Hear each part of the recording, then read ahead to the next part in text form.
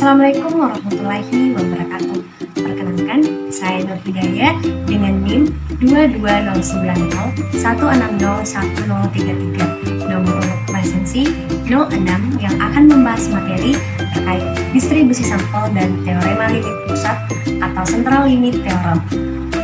Nah, ada 6 pokok pembahasan yang akan saya jelaskan dalam video ini. Yang pertama, pengertian sampel probabilitas. Yang kedua, teknik pengambilan sampel probabilitas. Yang ketiga, kesalahan pengambilan sampel.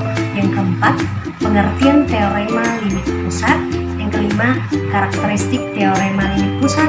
Dan yang terakhir, atau yang poin ke-6 adalah poin penting dari teorema limit pusat. Yang akan kita bahas pertama adalah pengertian sampel probabilitas. Apa sih sampel probabilitas itu? Nah, mari kita bedah terlebih dahulu pengertian sampel dan pengertian probabilitas. Menurut Sugiono 2004, sampel adalah sebagian dari jumlah karakteristik yang dimiliki oleh populasi. Sedangkan probabilitas adalah peluang atau kemungkinan suatu kejadian, suatu ukuran tentang kemungkinan atau derajat ketidakpastian suatu peristiwa yang akan terjadi di masa mendatang. Jadi, bisa kita simpulkan, sampel probabilitas merupakan teknik pengambilan sampel yang memberikan peluang sama bagi setiap unsur atau anggota populasi untuk dipilih menjadi sampel. Untuk mendapatkan sampel probabilitas, peneliti dapat menempuhnya melalui 4 teknik. Yang pertama yakni pengambilan sampel acak sederhana, yang kedua pengambilan sampel acak sistematis, yang ketiga pengambilan sampel acak bertingkat, dan yang keempat pengambilan sampel acak tandan. Nah, kita akan membahas masing-masing sampel probabilitas tersebut. Nah, yang pertama pengambilan sampel acak sederhana. Menurut Ridwan 2006 menyatakan bahwa pengambilan sampel acak sederhana adalah cara pengambilan sampel dari anggota populasi dengan menggunakan acak tanpa memperhatikan strata dalam anggota populasi tersebut. Singkatnya, mengambil sampel dari suatu populasi secara acak. Misalnya, suatu penelitian hendak meneliti hubungan beasiswa, mahasiswa yang memperoleh dan tidak memperoleh beasiswa, dengan motivasi menyelesaikan studi tepat pada waktunya dari mahasiswa jurusan akuntansi terapan.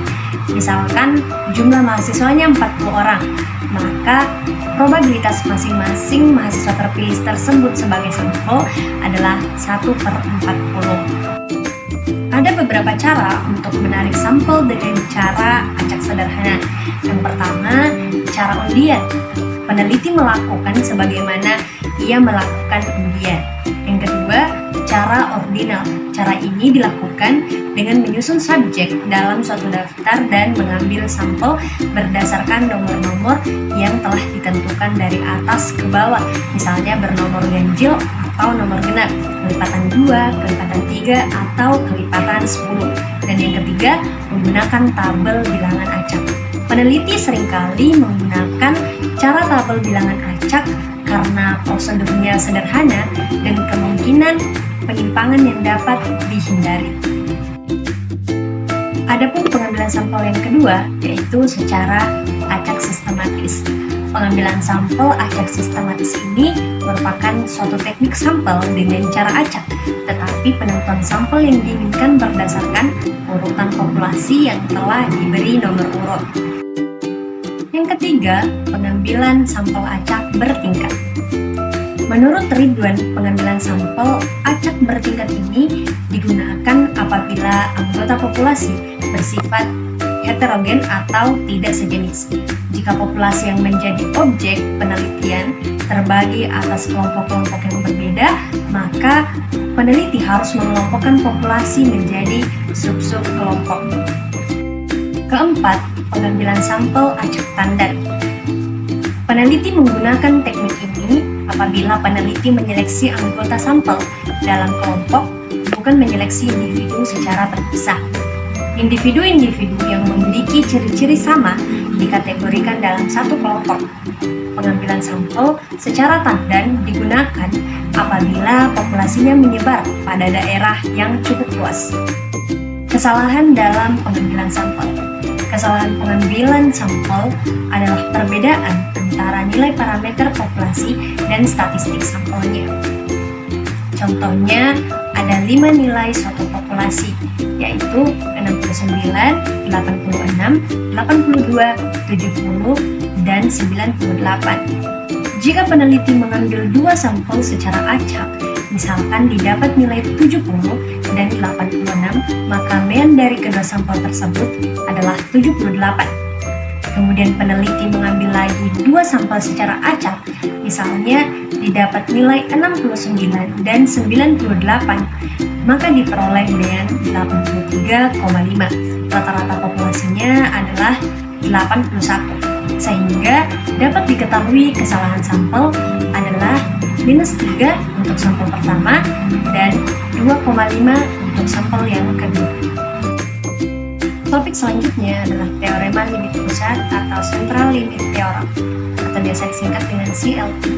Apa sih teorema limit pusat itu?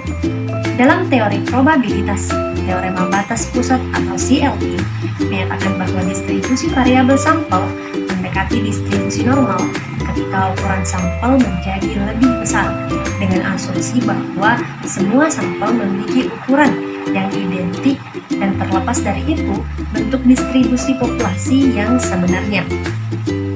Dengan kata lain, CLT adalah premis statistik bahwa dengan ukuran sampel yang cukup besar dari suatu populasi dengan tingkat varians yang terbatas, rata-rata semua variabel sampel dari populasi yang sama akan kira-kira sama dengan rata-rata seluruh populasi.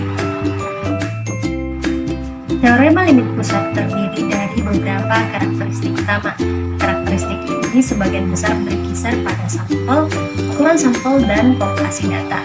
Yang pertama, pengambilan sampel dilakukan secara berurutan. Artinya, beberapa unit sampel mempunyai kesamaan dengan unit sampel yang dipilih pada kesempatan sebelumnya.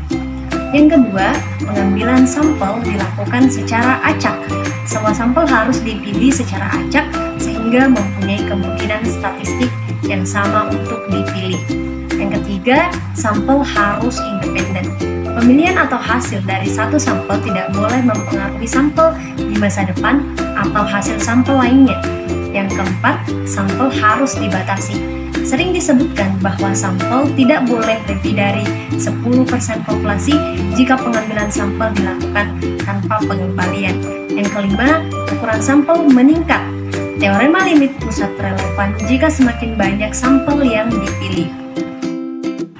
Adapun poin penting dari teorema limit pusat. Yang pertama, teorema limit pusat atau CLT menyatakan bahwa distribusi rata-rata sampel mendekati distribusi normal seiring dengan semakin besarnya ukuran sampel, terlepas dari sebaran populasi. Yang kedua, ukuran sampel yang sama atau lebih besar dari 30 seringkali dianggap cukup untuk menampung CLT. Yang ketiga, aspek kunci dari CLT adalah rata-rata mean sampel dan deviasi standar akan sama dengan mean populasi dan deviasi standar. Yang keempat, ukuran sampel yang cukup besar dapat memprediksi karakteristik suatu populasi dengan lebih akurat. Yang kelima, CLT berguna di bidang keuangan ketika menganalisis kumpulan besar sekuritas untuk memperkirakan distribusi portofolio dan sifat pengembalian, risiko, serta korelasi. Adapun sifat-sifat teorema limit pusat. Yang pertama, bentuk distribusi dari rata-rata sampel akan mendekati distribusi normal meskipun distribusi populasi tidak normal. Yang kedua, rata-rata dari rata-rata sampel sama dengan rata-rata populasi. Yang ketiga, standar deviasi dari rata-rata sampel sama dengan standar deviasi populasi dibagi dengan akar jumlah sampel dikenal dengan istilah standar error atau SE.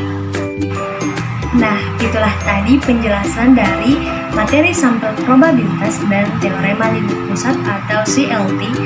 Apabila ada salah kata, mohon dimaafkan. Assalamualaikum warahmatullahi wabarakatuh.